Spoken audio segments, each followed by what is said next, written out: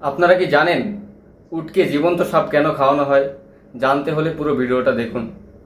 আপনি কি জানেন উটকে কখন জীবন্ত বিষাক্ত সাপ খাওয়ানো হয়? এই বিষাক্ত সাপ খাওয়ার পর উটের চোখ থেকে যে পানি বের হয় তা অত্যন্ত মূল্যবান। সেই চোখের পানি কেনই বা এত মূল্যবান, আর কেনই বা উট মৃত্যুর আগ পর্যন্ত সূর্যের দিকে তাকিয়ে থাকে? উটের এই চাঞ্চল্যকর তথ্য জানতে হলে ভিডিওটি অবশ্যই শেষ পর্যন্ত দেখুন। পবিত্র কোরআনের সুন্দর একটি রহস্যময় বিষয় হলো উট কেন জীবন্ত সাপ খায়। উট এমন একটি প্রাণী যার বৈশিষ্ট্য অন্যান্য সকল প্রাণীর থেকে একটু ভিন্ন ও অদ্ভুত। পবিত্র কোরআনে উটের একটি রোগের কথা বলা হয়েছে, যে রোগ হলে উট একদম খাওয়া দাওয়া ছেড়ে দেয়। মৃত্যুর আগ পর্যন্ত উট শুধু সূর্যের দিকে তাকিয়ে থাকে। বিশেষজ্ঞগণ উটের এই রোগের ব্যাপারে গবেষণা করে কোনো উৎস বা কারণ ব্যাখ্যা করতে পারেননি। আর এই রোগের নাম হলো হায়াম।